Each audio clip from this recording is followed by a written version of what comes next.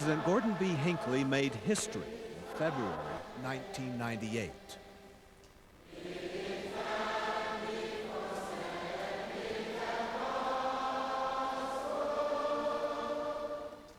He became the first president of the Church of Jesus Christ of Latter-day Saints to visit Nigeria, Ghana, Kenya, and Zimbabwe, the third to visit South Africa.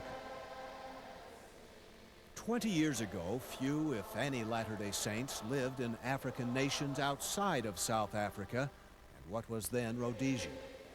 Then another LDS leader received a revelation. In June 1978, President Spencer W. Kimball said the time had come for the church's priesthood to be given to all worthy males.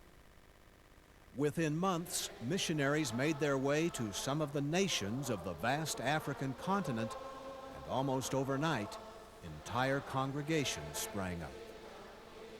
In February 1998, President Gordon B. Hinckley went to see the remarkable things that have happened in a single generation.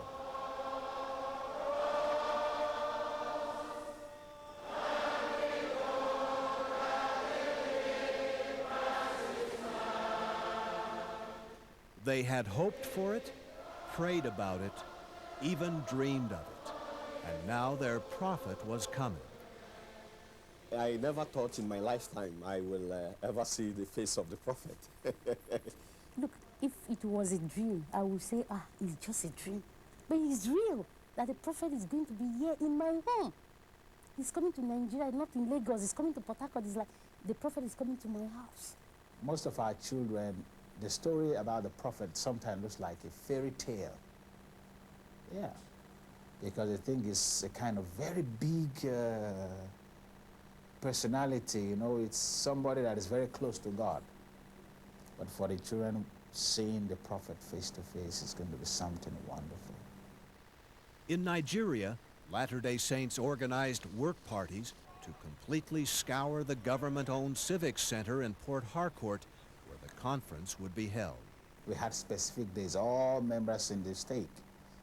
We fixed specific period of the month and the weeks, and they had to go there and wash the place and keep it clean for the regional conference, because everybody wanted to see the prophet. In Ghana, they prayed more intensely than ever for what they wanted most, a temple. We are very hopeful, and we are very sure that we're going to get one. And we are praying for it, and we know that the Lord will answer our prayers by giving us a temple in the not too distant future. In Kenya, they extended invitations to their brothers and sisters in neighboring lands and to their friends who might be interested. And I've been searching for myself. I need something new in my life. And just seeing the number of Kenyans that have come out, I think the Kenyans are looking for something new, something real, and I think the church really stands a big chance of spreading themselves in this country. In Zimbabwe, where the church has had a presence since the 1930s, they looked forward to a unifying experience. The gospel is for Africa. I smile when I think of the fields are white to harvest. I say, no, they're black to harvest. We have got them, and we can reap great rewards. And the sweetest people, as I say again, I've ever met are the people of our own country. And in South Africa, a 98-year-old woman, a colored woman, as she is called in South Africa, who became a Mormon in 1920, prepared to meet her third prophet leader. And the church that I went to is known Mobley. You know Mobley, eh? Mobley, yes. That's our branch. And there we all got baptized in that church. Yes, the Latter-day Saints of Africa prepared to welcome President Gordon B. Hinckley, to see him, to hear him, to be strengthened in their faith.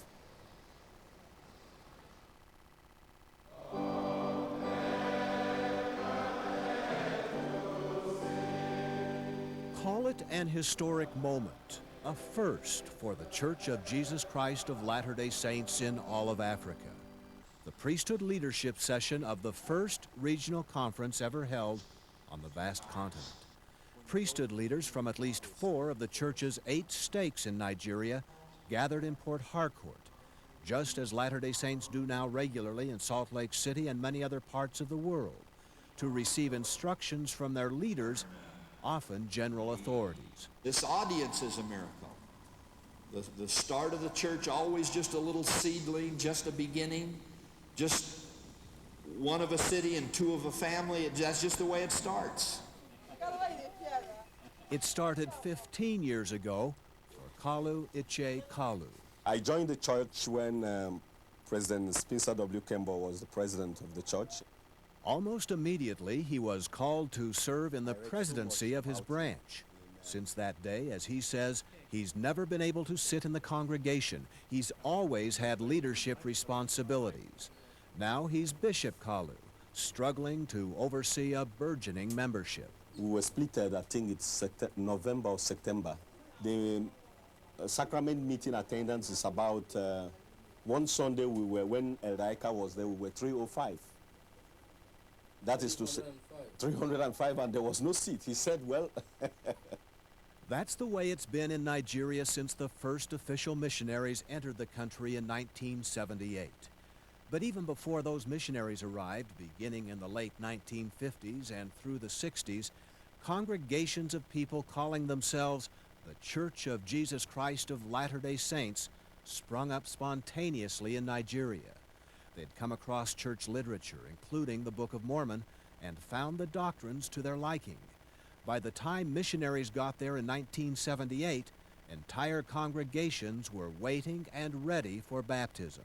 We are looking for a way, a place where we should get satisfaction in serving the Lord. And so I came to the church on my own evolution, my own contact. Nobody spoke to me, and that is why I was able to still maintain the membership of the church, because I feel it is a divine intervention. We went into the waters of baptism, and when I came out, I felt as light as anything, because actually there was a newness of life that I felt in me. I love you for pioneering, for starting us, for getting us to this wonderfully mature point that we can have the president of the church here, and all that that means in the continued development of the church.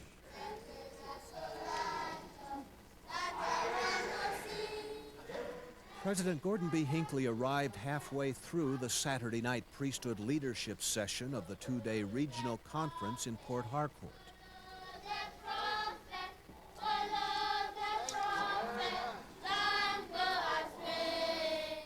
There to greet him, a small chorus of children.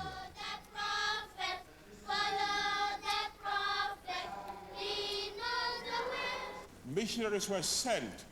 Inside the Alfred Dita Spiff Sports Complex, priesthood leaders from at least 4 of the 8 stakes now organized in Nigeria. Their nation is slightly more than 2 times the size of the state of California and borders the Gulf of Guinea and the Atlantic Ocean. It's one of the world's most densely populated nations with more than 100 million people.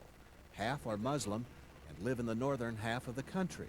In the south, Christianity prevails, and that's where the Latter-day Saints are expanding rather dramatically. In the 2.5 years that we have been in Nigeria, I have never had a person refuse a referral.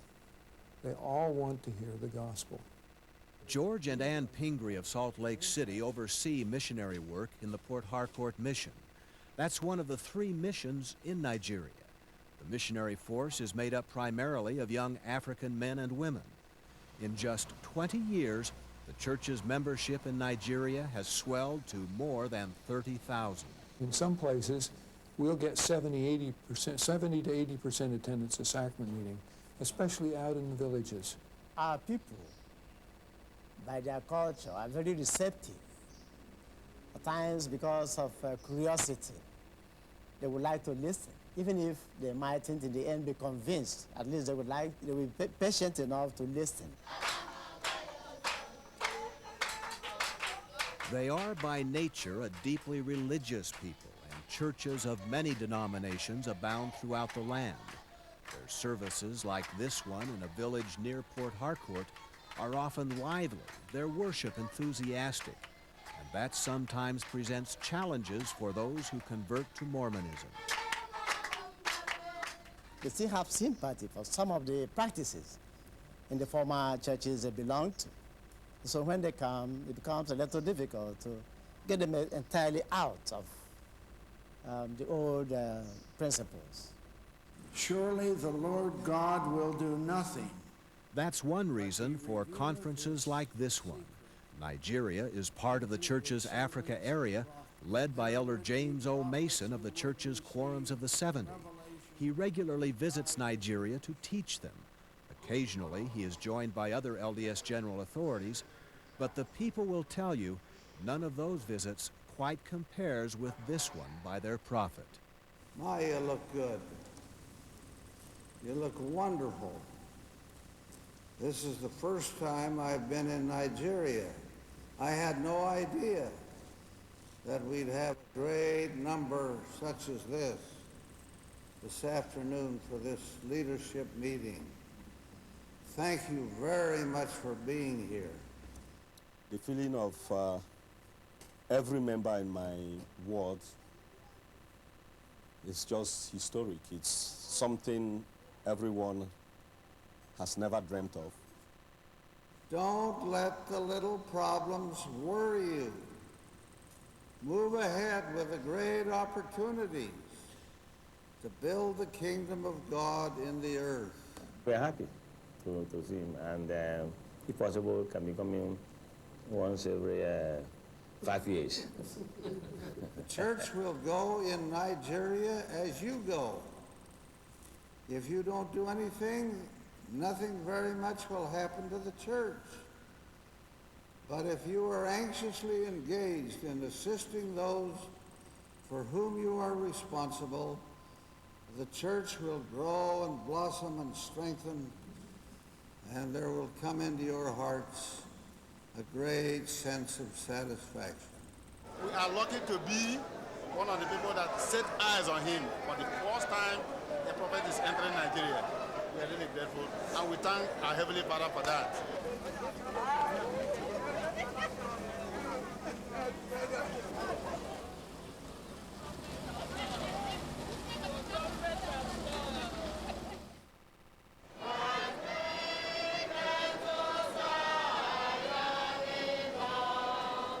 They could hardly contain their excitement the morning of February 15th, 1998, as they gathered early at the Alfred Dita-Spiff Sports Complex in Port Harcourt, Nigeria, to await the arrival of President Gordon B. Hinckley. Everyone dressed in Sunday best. A time to greet friends from other communities, to renew acquaintances, to enjoy a few moments of strengthening fellowship. Never before had this many Nigerian Latter-day Saints been together. More than 12,000 of them would fill the hall. That's 2 Salt Lake Tabernacles full of people, mostly first-generation members of the church, but also many of their friends. Oh, it will be a great event for us. We are so excited to have our prophet come to Nigeria. Several days earlier, Kenneth Wobo Opara did what many Nigerian Latter-day Saints had done. He extended invitations to his friends and business associates to attend the conference. We are trying to do our possible best to convince our people, our friends, to come and witness what we have seen. Professionally, Opara is chairman of the main political party in the Port Harcourt region. A challenging job, he says, but one he does much better since becoming a Latter-day Saint several years ago. Not only my management and my attitude and the way I do things. So yes, the acts where I say it's because of the church. I'm a new creature. Izbeloko Jack shares that sentiment. She remembers passing by what she describes as a beautiful church building in 1985. I said, what kind of building is this? Who are the people that are living in this kind of house that I want to go in and see for myself? Before long, she had joined the church and become part of a vibrant and growing congregation. Well, the Church of Jesus Christ have changed my life completely. Perception about things, so many things about the church. Changed lives. That's what these Nigerian Latter-day Saints talk about when sharing their feelings about the church. It was this church that made me stop smoking, that I was a master smoker. I was in darkness before I joined the church because I've done so many things. I should say I'm a lot more resigned to God's will.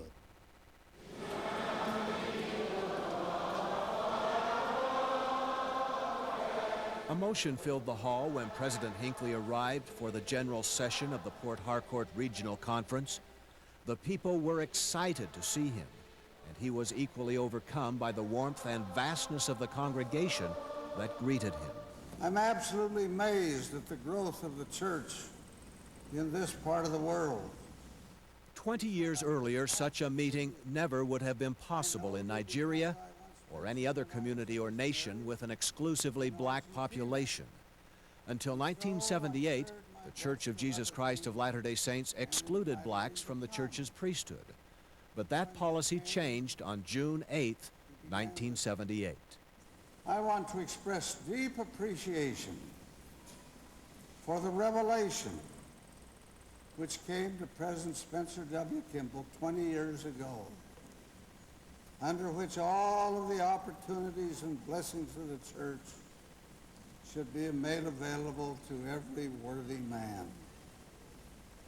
What a marvelous thing that was. I was present when it happened. I'm an eyewitness to what happened.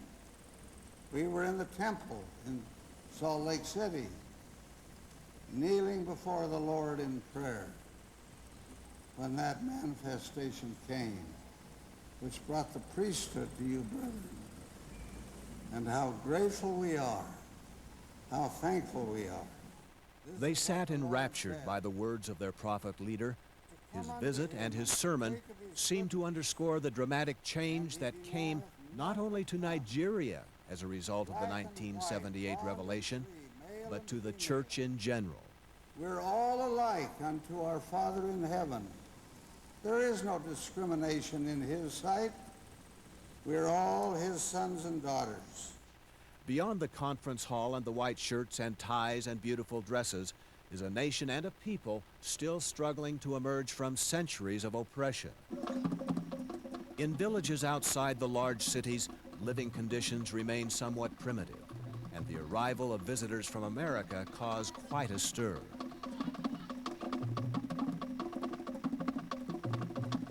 Lady Diana, the Princess of Wales, once visited this village and became the patron of a weaving center where the women of the village use their inherent skill to earn some money.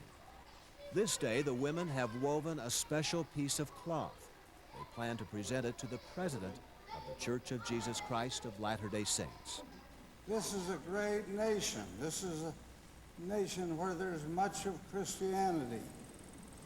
You see signs of that everywhere, and we're grateful for that. The people listened intently to every word of his 40-minute sermon and seemed to soak in the practical counsel he gave. We can reach out to help those whose burdens are heavy and who carry very heavy loads. We can be friendly and kind and generous and good.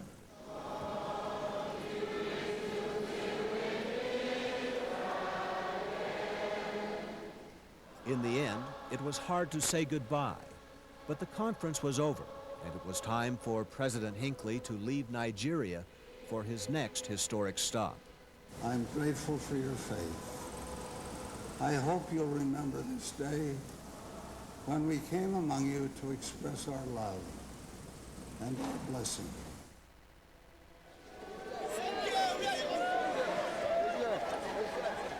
I don't know that I'll ever come back here. I'm an old man. I'm 87 years of age. I don't know whether I can make it again. But I'll always remember this day when this great hall was filled with faithful people. God be with you till we meet again. Is my prayer. In Jesus' name, amen.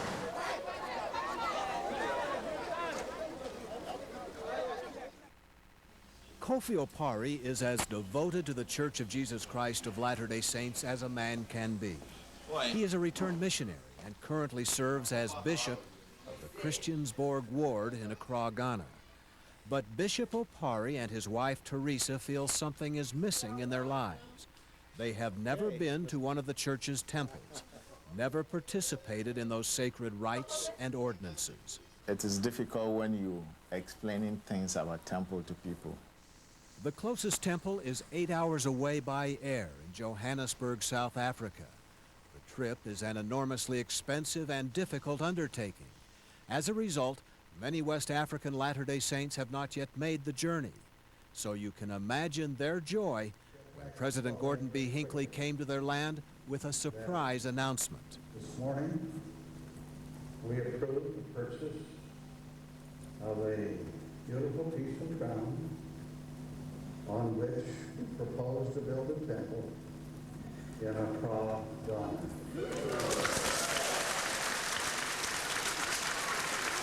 The spontaneous cheer and applause underscored the excitement of Ghana's Latter-day Saints.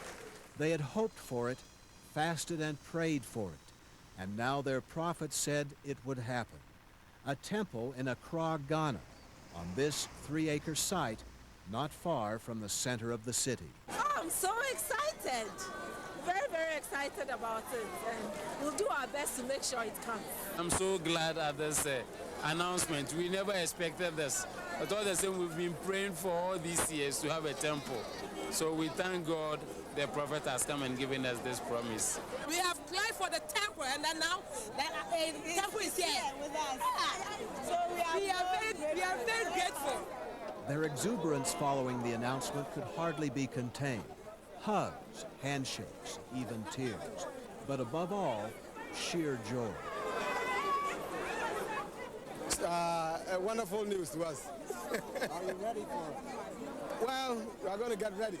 Even if we are not ready, we are going to get ready. Now we are going to work very, very hard to be worthy of the temple. Great. J.W.B. Johnson found special joy and satisfaction in the announcement. If there's a Mormon pioneer in Ghana, Johnson is it. 34 years ago, long before President Kimball's 1978 revelation, in 1964, a friend who had been in Ireland gave Johnson some church literature. I gave me some of the books, and I read them, especially the Book of Mormon and the testimony of the prophet Jesus Smith, and I became highly interested. Without official sanction from Salt Lake City, without the authority of the priesthood, Reverend Johnson, as he began to call himself, shared the message of Mormonism with others. The Lord revealed the truthfulness of the church to me on my land, before the missionaries. He called his group the Church of Jesus Christ of Latter-day Saints and wrote church leaders in Salt Lake City for direction. But the time wasn't right for missionaries to be sent, for an official church organization to be established. We had only few books at that time, only 2 books of Mormon, which we were sharing until the time missionaries came in, then we had more. Then came the events of June 1978. On September 9th that year, J.W.B. Johnson declared his total allegiance to the church in a letter to the First Presidency. We therefore solemnly declare in the name of Jesus Christ that God has prepared the groups in Ghana for you, for we have nowhere else to go, but look forward to your sending to us missionaries to help us understand the church better, for it is our burning desire to live by the faith of this church in order to attain its standards. Within weeks, missionaries arrived, 2 couples from Salt Lake City, and soon entire congregations, including J.W.B. Johnson, underwent baptism and became official members of the Church of Jesus Christ of Latter-day Saints. I shed tears of joy and gratitude. I thank God for the great work He has done, because I started with only few people, with few literature, and now the Lord has blessed us with more books and more priesthood and more membership. So I'm so grateful to God. Your Excellency, thank you very much for leading us. Thank you. You're most welcome. Thank you. Please sit down. While in Ghana, President Hinckley and his associates met with Ghana's President Jerry Rawlings at the presidential headquarters known as the Castle. We believe in honoring, obeying, and sustaining the law. And we think that they are good citizens of Ghana and will continue to be so. and add to the strength of this good nation. Local Ghanaians noted the meeting of the two leaders with great interest. In 1989, President Jerry Rawlings' government revoked the church's charter, expelled the missionaries, and essentially froze all formal activities of the church in Ghana. Because of that, members couldn't meet in the sacrament meetings that they were doing. So what it actually did was to make many branches of the church in the various homes, because each priesthood holder and his family met together and had a sacrament meeting. Rawlings lifted the freeze, as it's called, 18 months later, but it took President Hinckley's visit to bring closure to the rift. I must take back some of the conflicting signals we had in the early days. I believe that's history. That's been taken care of. That's all behind us. We can only look forward to, a future of mental, physical, and spiritual development. I expected that something like that would happen. Dr. Emmanuel Kissi has vivid memories of the freeze and those early days of the church's presence in Ghana. I knew that something nasty was going to happen, but I didn't expect that it would be that big blow. But you survived. We did survive. And the church is better for it. It's better for it, I'm sure that we will not have that kind of experience again. The worst has happened. Dr. Kissi is another of Ghana's Mormon pioneers. He joined the church in London early in 1979 while completing his medical training.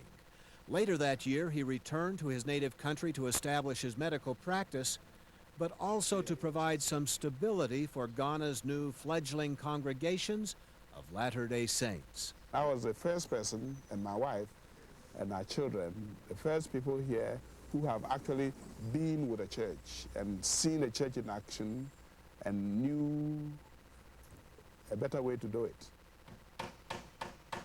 Dr. Kissi runs a modest private hospital on the outskirts of Accra. He admits it's difficult. Conditions challenge his medical training, his laboratory, the pharmacy, the rooms where his patients rest and recover. And yet he's optimistic he'll soon have a new hospital. It's already under construction and will have the same unique name, Deseret Hospital. It's one more connection with Utah, with the religion he accepted while in England. And now to have a temple. Dr. Kissi knew the time was near. We were surprised. We were pleasantly surprised. Surprised, yes, and grateful too. You could see it in their faces as their prophet left. They had anticipated his visit with great enthusiasm and excitement. The visit met all their expectations and more.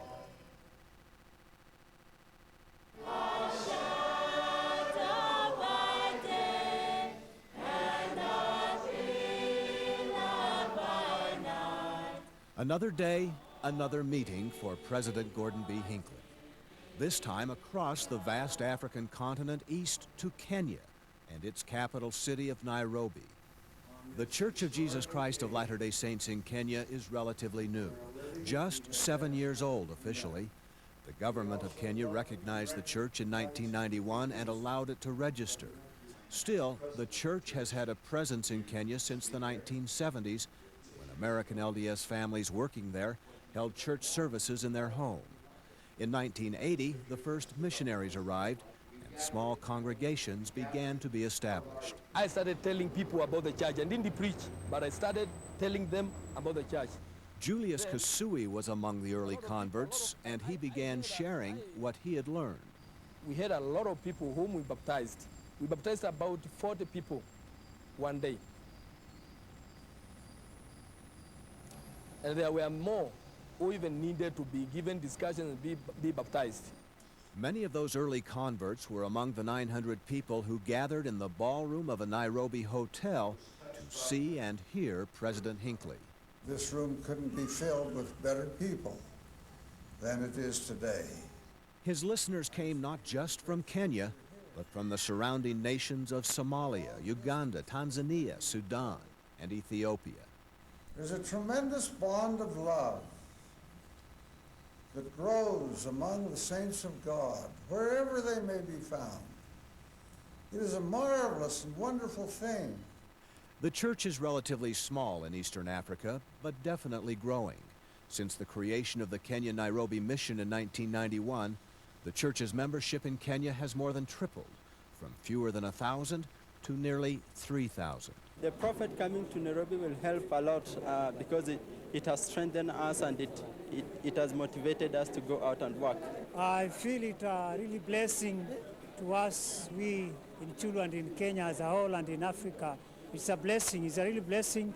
It is going to motivate us and try to live worthy. There isn't the slightest doubt in my mind that the time will come, if you will walk in faith and faithfulness, that a temple will be built in this land to serve the needs of this people. I'm confident of that. One day a temple. His words struck the audience. They have work to do. His remarks, I take them to be kind of a prophecy from the Lord, and I take them as a direction and showing us the way that we saints should follow. Realistically, President Hinckley said it will be a while before a temple is built in Kenya, but he said it will come. And local Latter-day Saints say it would be a fitting addition to one of Africa's most modern and progressive cities. Yet Kenya is a land long associated in Western minds with traditional scenes of African wildlife. This is lion country, Bob. Yeah. That's what you want to get a picture of. So a rare diversion for President Hinckley. For a few hours, he became a tourist. On the outskirts of Nairobi, within eyesight of the city's skyscrapers, is the Nairobi National Park. The government set aside the preserve in 1946, making it Kenya's oldest game park and easily the most accessible. Oh, I think it's most interesting, and I think what the Kenyan government has done here is a very significant thing. This close to that big city to have this nature preserve is a wonderful thing. Such diversions are rare indeed for President Hinckley. Since becoming the church's president in March 1995, he has maintained an extraordinary schedule, visiting more than 50 nations. On this trip alone, he traveled nearly 25,000 miles in 10 days, visited 8 countries, and spoke in 12 meetings. I guess since I became the president of the church in the spring of '95, I perhaps have traveled further in a given time than any other president of the church ever dreamed of traveling. He is phenomenal. First of all, I think he's blessed with real strength. He's a vigorous man in his 88th year, we have to remember. And he's doing what most 88-year-olds don't do anywhere in the world. I'm an old man. I feel like the last leaf on the tree with the wind blowing. He doesn't miss a step. He doesn't miss a beat. He's got to be tired. We know he's tired, and I think all of us have some responsibility to monitor that, measure that, to protect him on that. But in most cases, he doesn't want to be protected. The Lord expects much of you as members of this church. It is not a burden to live the gospel of Jesus Christ. It is a blessing that brings blessings to live the commandments of the Lord. Don't you ever forget it. Not one of you. Don't you ever forget it. Oh, we're so excited. We're so looking forward to this. This is the first time ever a prophet has been to Zimbabwe. We feel like it's really what all the members of the church here in Zimbabwe need. Mormonism is not new to Zimbabwe, this landlocked country in southern Africa. The nation was called Rhodesia when missionaries of the Church of Jesus Christ of Latter-day Saints began proselytizing here in 1950. Then the capital city, now known as Harare, was Salisbury. A system of segregation existed. The white minority governed. though outnumbered dramatically by blacks. Reginald Neild joined the church in 1962. Initially, we were certainly all white at that particular stage in this part of the country because we only had white missionaries coming into the country. But times have changed. Zimbabwe gained independence from Great Britain in 1980, and the black majority began to govern. 2 years earlier, the church began actively proselytizing blacks. The changes have had a significant impact on the church in this land, where only 110,000 whites live with more than 11 million blacks. It opened not only the doors, but it opened eyes. It opened the eyes to our soul of what really has been going on around us and how. And I want to tell you now, I believe the people of our country, I say this because I don't know the people of every other country, but in our country, we have the sweetest people in the world.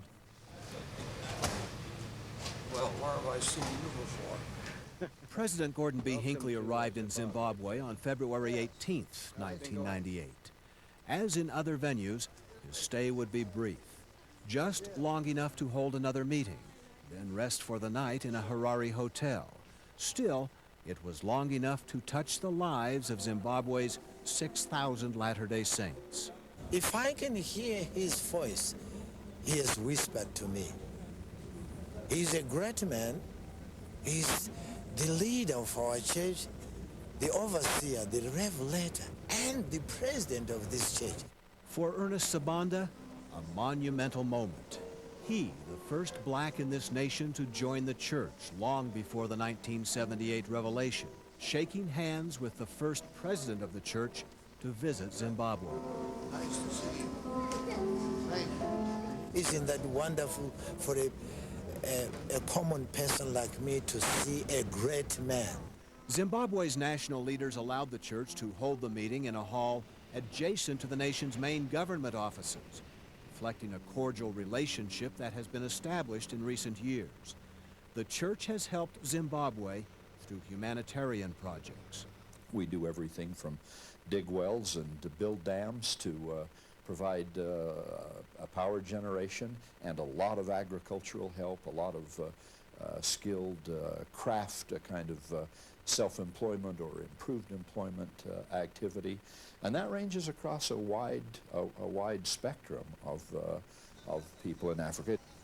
Helping the poor seems a never-ending task in Zimbabwe. The black townships of the past still bustle with people struggling not just to make a living, but to survive.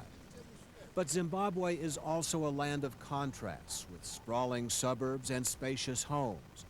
Those differences are also reflected in the church's membership. It's very difficult because you have the people who have got lots of money and then you've got those who have very little. But you know, the special thing is that the spirit is there and that we're all on the same level when we come to church.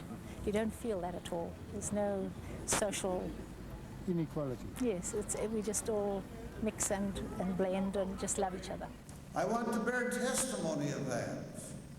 I've had that testimony reconfirmed in my heart on this trip, as I have met with you and many others, that all are alike unto God. We are. I repeat, we're all of a great family, a marvelous family, the family of the living Christ, worshiping Him together.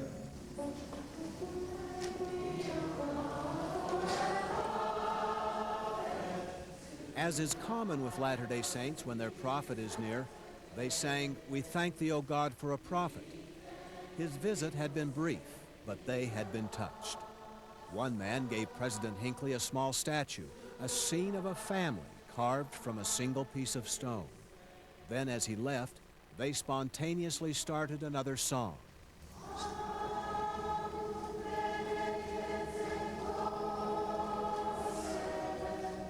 They didn't sing in English, Zimbabwe's official language, but in Shona, the traditional language of Zimbabwe's indigenous people.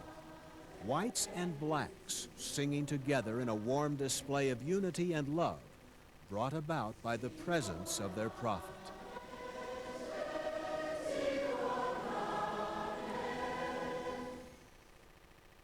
We're drawing to the close of what has been a very long journey. Near the end, but not quite, for President Gordon B. Hinckley. South Africa would be the last African nation visited during his week-long journey to the vast continent. Along the way, he would stop in 3 cities to hold meetings with Latter-day Saints: in Johannesburg, Durban, and Cape Town. I'm about talked out. My voice is tired and weak, and I apologize for the quality of it. But there are a few things I'd like to say, and I have my watch out where I can see it. I don't want to go too long. Never mind how long he might take. This is what the people of South Africa had waited for: another visit from a president of the Church of Jesus Christ of Latter-day Saints. President David O. McKay came in 1954, President Spencer W. Kimball in 1978. It's wonderful to be able to say that I am a 4th-generation Mormon, and I can tell my children that they're 5th-generation Mormons. The LDS Church has had a presence in South Africa almost as long as it has been in Utah. My great-grandmother joined the church. I don't really know the whole story. I know more about my grandparents.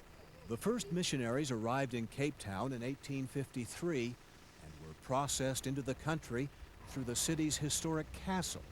Then it was on the waterfront. Today it's inland, adjacent to Cape Town's business district with its towering buildings. We're here as a congregation of people of various races who love and honor and respect one another. For 125 years, the church in South Africa, with few exceptions, was white. Then came the 1978 revelation for the church, and in this decade, the abandonment of apartheid or segregation for the country of South Africa. To look at a Latter-day Saint congregation now is to see the impact of those changes. It was not even 2 weeks. I'm baptized, I'm in a church, my whole family, I bring other members. And so it goes. These women from the same area, neighbors. First one joined the church, then another. She has been brought by the lady who brought me to the church, who introduced me. You're not a Mormon yet. Not yet, on Sunday. Sunday you're going to be baptized? Yeah, I'm going to be baptized on Sunday. Quite a change from 20 years ago when President Spencer W. Kimball visited South Africa. Then fewer than 7,000 Latter-day Saints. Since 1978, South Africa's LDS membership has increased 3-fold. Angela Foley attended that 1978 conference as a young girl. I was 7, 8 years old, so I can't remember something specifically. I just remember him, and I remember wishing to touch him when he left the floor. I remember that. Some did shake President Kimball's hand. Others had opportunity to actually visit with him. At the time, Alice Okkers was one of only 2 blacks in South Africa who belonged to the church. She had joined in 1920 and had remained faithful throughout her life. This day, 20 years later, at age 98 or thereabouts, since there is no official record of her birth, Alice Okkers prepared to welcome another of her church's prophets to her land. She lives in a home for the elderly near Cape Town and still each Sunday attends her church meetings. She remembers the challenges of being a Mormon, a black Mormon in those early days. A handful, but we stayed together. And you were very close to each other. Yes. Now look at the congregation in Cape Town as the Latter-day Saints gathered to see and hear President Hinckley. And there near the front, Alice Okkers, a pioneer in her land, cherishing the moment. Be not faithless, but believing. My brethren and sisters, that's the message I'd like to leave with you this day as we conclude this long and historic travel through Africa. Be not faithless, but believing. For nearly 80 years, Alice Okkers has believed. And so now do the tens of thousands who are new to him in the